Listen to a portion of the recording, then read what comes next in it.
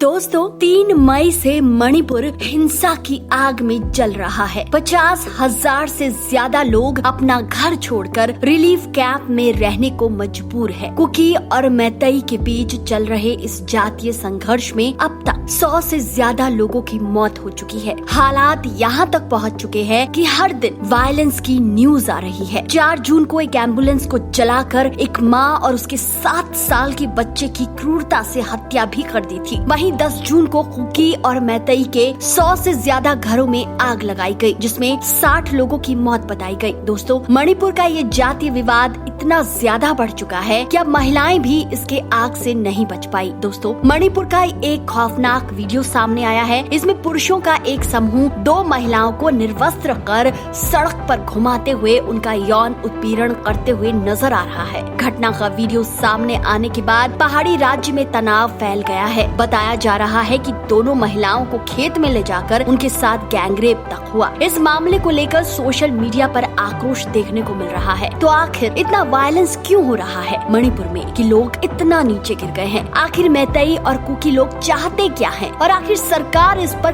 कब एक्शन लेगी? इन सारे सवालों के जवाब आपको मिलेंगे। वीडियो को एंड तक जरूर देखें। दोस्तों अगर हमें आज की इस वायलेंस को गहराई से समझना है तो हमें कुछ साल पहले जाना होगा और इन 2 कम्युनिटीज के इतिहास और साथ ही मणिपुर की ज्योग्राफी के बारे में थोड़ा जानना होगा, जिससे आज जो हो रहा है उसका असल कारण हम समझ सके। दोस्तों मणिपुर नॉर्थ ईस्ट में बसा एक राज्य है जिसकी पॉपुलेशन 30 लाख के आसपास है। मणिपुर राज्य के उत्तर में नागालैंड, दक्षिण में मिजोरम और पश्चिम में आसाम के साथ साथ पूर्व में म्यांमार के साथ एक इंटरनेशनल बॉर्डर शेयर करता है। दोस्तों मणिपुर की आबादी 2 कम्युनिटीज में डिवाइडेड है, जिसमें 53% लोग मैती कम्युनिटी से बिलोंग करते हैं, जो कि मणिपुर के घाटी क्षेत्र में बसे हुए हैं, और करीब 40% आदिवासी आबादी जिसमें कुकी और नागा समुदाय के लोग शामिल हैं, और ये लोग मुख्य रूप से पहाड़ी क्षेत्र में रहते हैं। दोस्तों ध्यान देने की बात ये है कि जो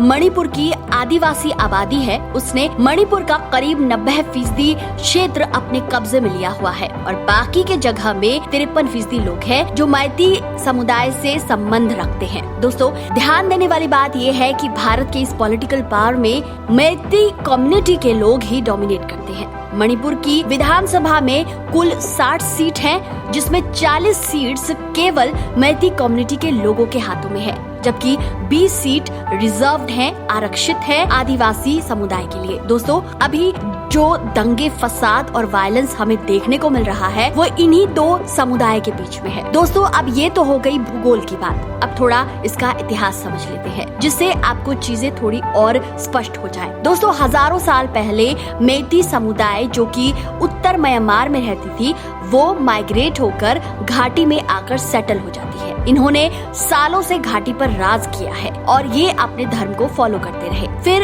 ये 1630 में इन लोगों ने हिंदू धर्म में अपने आप को कन्वर्ट किया। जब इनके खुद के राजा खुद हिंदू में कन्वर्ट हो गए तो दोस्तों 1700 के शुरुआत में बर्मा ने मणिपुर पर हमला कर दिया और कब्जा कर लिया। इसके तुरंत बाद अंग्रेजों ने हमला किया, मणिपुर को अपना हिस्सा बनाया। इसके बाद 1949 में मणिपुर के राजा ने एक अग्रीमेंट के तहत मणिपुर को भारत की यूनियन टेरिटरी बना दिया। इससे पता चलता है कि मैतेई कम्युनिटी का इम्फाल घाटी पर हमेशा से प्रभाव रहा है। दोस्तों मैती लोगों का पहाड़ी पर कब्जा जमाने का प्लान हमेशा से रहा था। कहते हैं तभी से घाटी में रह रहे मैती लोगों का पहाड़ी क्षेत्र में रहने वाले लोगों से मनमुटाव चलना शुरू हो गया। इसका ये मतलब है कि ये संघर्ष अभी से शुरू नहीं हुआ, बल्कि इसका इतिहास सालों पुराना है। दोस्तों अब जिस पहाड़ी क्षेत्र में रहने वाले आदिवासियों की हम इतनी देर से बात कर रहे हैं, तो चलिए अब इनके बारे में आपको बताते हैं। दरअसल ये मणिपुर के पहाड़ी क्षेत्र में रहने वाले आदिवासी एक नहीं है, बल्कि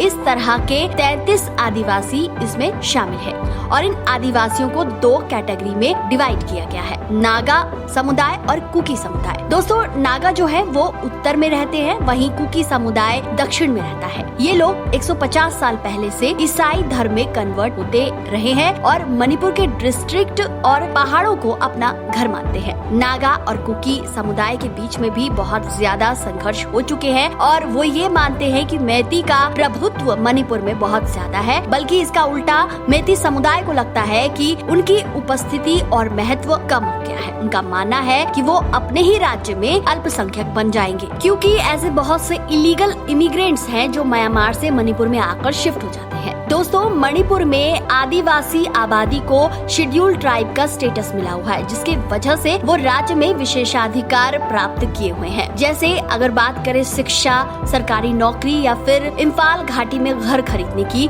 तो इन लोगों का अधिकार यहाँ बेहतर है। लेकिन यहाँ पर जो बहुसंख्यक आबादी है मेती समुदाय की, उन्हें ऐसा कोई स्टेटस नहीं मिला है और न ही वो इम्फाल घाटी के बाहर कोई जमीन खरीद सकते हैं। इसी असमानता को देखते हुए 2012 में मेती समुदाय मणिपुर कोर्ट में एक पिटीशन फाइल करता है, जिसमें उन्हें एससी का स्टेटस मिलना चाहिए, ये बात रखी गई है। इसी पर मणिपुर हाई कोर्ट ने 20 अप्रैल 2023 को मणिपुर राज्य से ये डिमांड की कि उनको मेती समुदाय की इस डिमांड को मानना चाहिए। दोस्तों, जैसे ही ये खबर कुकी और नागा समुदाय के बीच फैली, वहाँ के लोगों को ये लगने लगा कि अगर मेती समुदाय को एससी का स्टेटस मिल गया तो मेती के लोग हर चीज पर कब्जा करने लग जाएंगे, जैसे कि जमीन। दोस्तों, ऐसे ही आरोप आदिवासियों ने मेती कम्युनिटी पर तब लगाए जब मार्च 2023 में राज्य की सरकार ने इलीगल इमिग्रेंट्स को म्यांमार से आकर मणिपुर में हटाने का ऑपरेशन जारी किया। दोस्तों, इस ऑपरेशन को करने का सरकार का ये मकसद था कि इमिग्रेंट्स देश के लिए घातक साबित हो रहे हैं, पर ये आदिवासी लोग थे, उनको ये लग रहा था कि ऐसा करके मेती समुदाय लोग उनके जमीन पर कब्जा जमाना चाहते हैं। दोस्तों, लेकिन सरकार ने बिना कुकी और नागा की चीजों को समझे इनको हटाना शुरू कर दिया और 20 अप्रैल को आदिवासी समुदाय के इन लोगों ने सरकार से अपनी अप्रसन्नता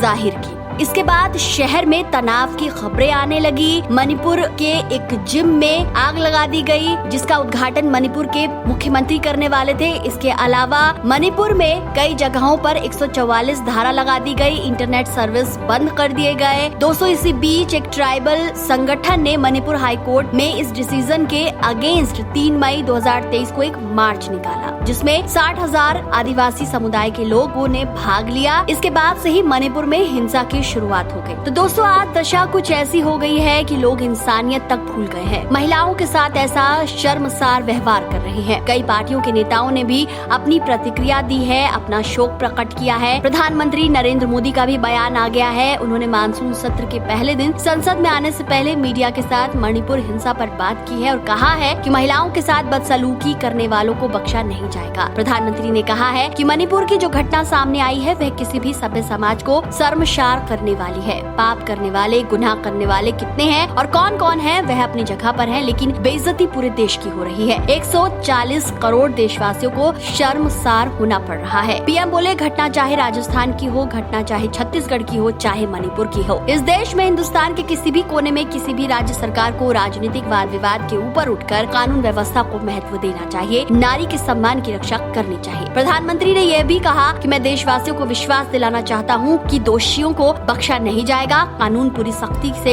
एक के बाद एक कदम उठाएगा। तो दोस्तों, आपका क्या कहना है नरेंद्र मोदी के इस बयान को सुनकर? हमें कमेंट सेक्शन में जरूर बताएं। वीडियो को लाइक और शेयर करना ना भूलें।